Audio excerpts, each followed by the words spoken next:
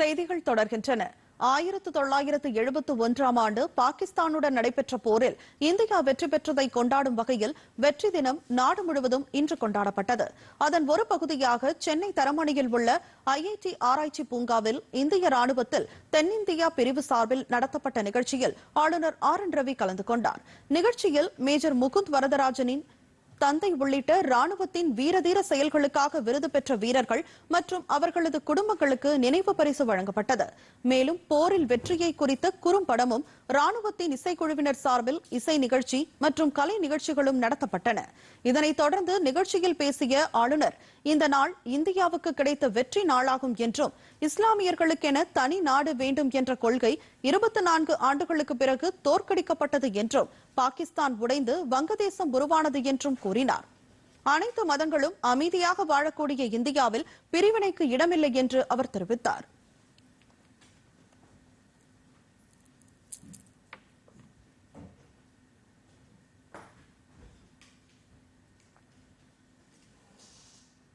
Fanned by fanaticism, communal fanaticism,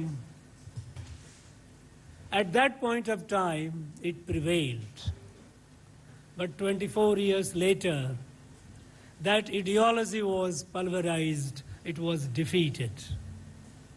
When Pakistan broke and Bangladesh emerged.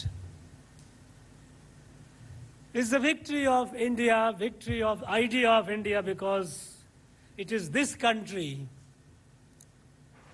where every faith, every religion coexist peacefully, harmoniously. இந்நிகழ்ச்சியில் தென்னிந்திய ராணுவ பிரிவின் lieutenant general Karanbir Singh Brar, Chennai IIT இயக்குநர் காமகோடி, முப்படைகளை சேர்ந்த ராணுவ அதிகாரிகள் மற்றும் மாணவ மாணவியர் பங்கேற்றனர்.